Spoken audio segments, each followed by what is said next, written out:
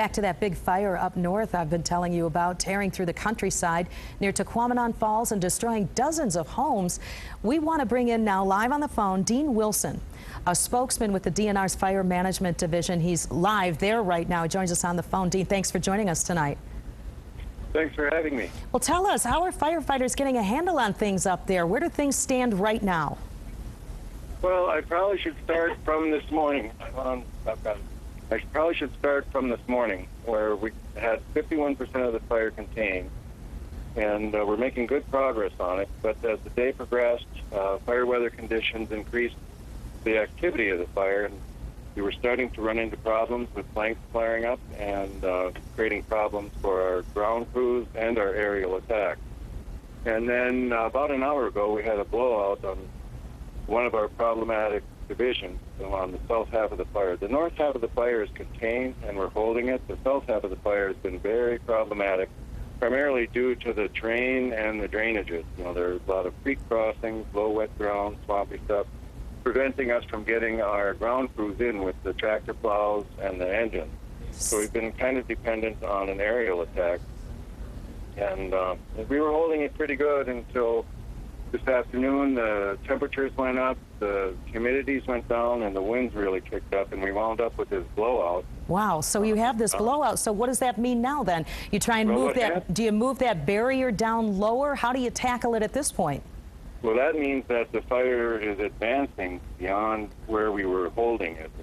And it forced a crew on a division to the north out because it was going to pinch them off. So we pulled them out, and we called in the air attack. We're very fortunate to have helicopters from the United States Fish and Wildlife Service and the Michigan Department of the Michigan National Guard up here to help us. We also have two CL-215s, which are water tanker bombers, and they were gracious enough to come over from the Minnesota DNR. So you have you have a lot of people that are helping you fight this fire. Do you think you can get it contained again? Is it a matter of the winds dying down at this point for you? Well, what's happening here is we're facing unfortunate circumstances. But yeah, as far as I'll get back to that. But as far as the people, we've got 214 people now and currently engaged in suppression of this fire. But anyway, so we pulled off the ground troops. We called in the Air Force here, the air attack, and then we're currently experiencing severe thunderstorms. So that grounded the aircraft. And with these thunderstorms, they create violent downdrafts and severe winds on the fire line. So our ground crews have to step back until the front passes over. So our southeast flank, we won't know what that's going to look like until this front passes and we can send our ground troops back in. Fortunately, the winds aren't affecting the southwest flank, which is also not secure. It's blowing the fire back into the fire area. So wow. We're in a situation where we're in limbo until this weather passes, and then we can resume our attack on the fire. So you're really just going to have to adjust to see what you can do when the time comes. What about evacuations? 100 buildings have been burned so far. What else is on the front lines of that may be destroyed?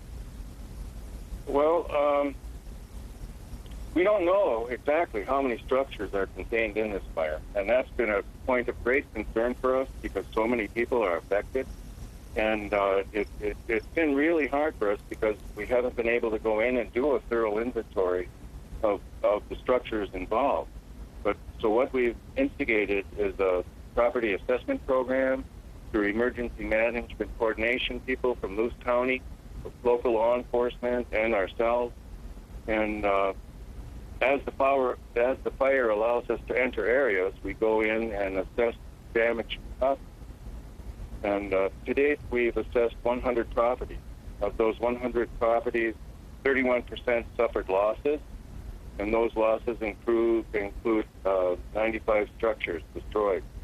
Wow. To break down the 95 structures, there were 34 homes, camps and cabins, 22 garages, 20 sheds or outbuildings, 17 campers. There was one commercial store, small country store, and a small motel. Wow. Those are all gone as a result of this fire. Man, But just so many people. Okay, so no injuries to report, though, right, Dean? Fortunately, no injuries or accidents related to this fire. Okay, well, it's certainly an active situation up there, that's for sure. Dean, we'll be checking back in with you. We thank you for taking the time and talking with us here at Wood TV 8 today. We appreciate it. Many of us have friends and cottages up north, and of course, we all love our northern Michigan, so we'll be watching to see how things happen. Can I include one more thing? You may. In relation to this property assessment program, because we can't open up the area, we do have an evacuation in force, and roads into the fire are closed. Don't try to enter the area. Okay, so it's closed off just to try and see where this thing goes, right? Right. The problem, so what we have in place is a call number for people who have structures affected by the fire. UP residents can call 211. If you live in the Lower Peninsula or out of state, you can call 1-800-338-1119. That's 800-338-1119. Okay. And what you do is leave the location of your structure and contact information. And then as we progress with the damage assessment, when we get to your building, we will contact you and let you know what the status of your building is. Dean Wilson from the DNR up north, we thank you for your time tonight, and we'll have that information on our website for our viewers. Thank you again.